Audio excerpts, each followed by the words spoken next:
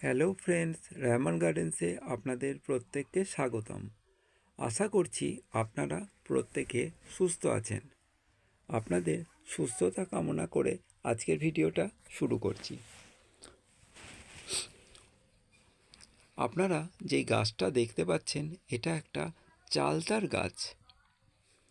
এই চালতা গাছটা আমি কিনেছিলাম মুচিসার একটা নার্সারি থেকে। মুচিসাতে বাস থেকে নেমেই মমতা নার্সারি বলে একটা নার্সারি আছে, বেশ বিশ্বাসযোগ্য নার্সারি। ওখান থেকেই আমি এই চালতা গাছটা কিনে এনেছিলাম। আপনারা দেখতে পাচ্ছেন যে চালতা গাছটা কতটা বড় আকার ধারণ করেছে এবং এটা আছে একটা ভাঙা বালতিতে। আমার মায়ের একটা বালতি, প্লাস্টিকের বালতি ভেঙে গিয়েছিল, তখন আমি এই ভাঙা বালতিতে এই চালতা গাছটা বসিয়েছিলাম।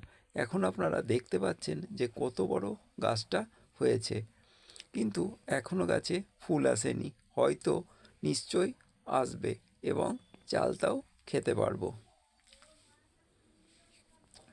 আপনাদের জানাতে চাই যে এখন কিন্তু কলমের চালতা গাছে টবেই ফল দিতে সক্ষম। চালতার আচার বা চাটনি আমরা প্রত্যেকেই খেতে ভালোবাসি। তো বাড়িতে একটা যদি চালতা গাছ টবে লাগানো যায় তাহলে কিন্তু খারাপ নয়। আর চালতা গাছের কলম কিন্তু খুব যে একটা দামি তা কিন্তু নয়। চালতা গাছের কলম অন্যান্য গাছের তুলনায় কিন্তু দামটা কম। যেহেতু এই গাছটা বিরাট আকার ধারণ করে, সেই জন্য বাড়িতে জায়গা না থাকলে না লাগানোই ভালো। তবে বর্তমানে যে উন্নত ভ্যারাইটিস চালতা গাছের কলম নার্সারিতে এসেছে সেগুলো কিন্তু আপনার টবে, ছাদ বাগানে ফল দিতে সক্ষম। আপনারা দেখতে পাচ্ছেন পাতাগুলো কীরকম বড় বড় আকার ধারণ করেছে আর কতটা স্বাস্থ্যবান চালতা গাছটা। তো সেটা দেখে আপনারা ধারণা করতে পারছেন যে খুব শীঘ্রই হয়তো ফল আসবে। আর ফল আসলে আমি অবশ্যই আপনাদের সঙ্গে শেয়ার করব বা দেখাবো যে চালতা গাছে ফুল আসলে কেমন দেখায়, ফল আসলে কেমন দেখায়, কটা ফল থাকলো বা কী হলো, সেগুলো আপনাদের সঙ্গে অবশ্যই আমি শেয়ার করব। তো বন্ধুরা, আপনাদের অনুরোধ করব যে অবশ্য একটা চালতা গাছ আপনাদের বাড়ির ছাদ বাগানে বসান।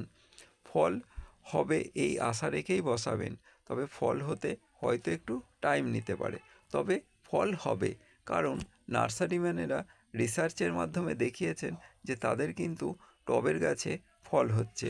তো আমাদের হওয়াটা অস্বাভাবিক নয়। তবে আমরা যারা ছাদ বাগান করে থাকি তারা বেশিরভাগ বন্ধুরাই আমরা অতিরিক্ত যত্ন করে ফেলি।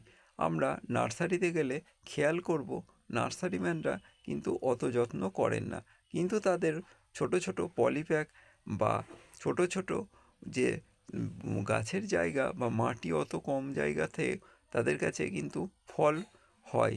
সুতরাং আমরা অতিরিক্ত যত্ন করার ফলে কিন্তু গাছগুলো ফল দেয় অনেক দেরিতে বা ফল হয় না। তো আমরাও চেষ্টা করব যে গাছের অতিরিক্ত যত্ন না করতে বা অতিরিক্ত জল না দিতে। এইভাবে নার্সারিম্যানদের মতো যদি আমরা একটু দেখে বা বুঝে চলি তাহলে আমাদেরও কিন্তু ফল নার্সারি থেকেও কম হবে না। কারণ সবাই এখন বুঝতে শিখেছে ইন্টারনেটের যুগে। তো আজকের ভিডিওটা যদি ভালো লাগে অবশ্যই সাবস্ক্রাইব করে পাশে থাকবেন। ভিডিওটা দেখার জন্য ধন্যবাদ। ভালো থাকবেন, শান্তিতে থাকবেন।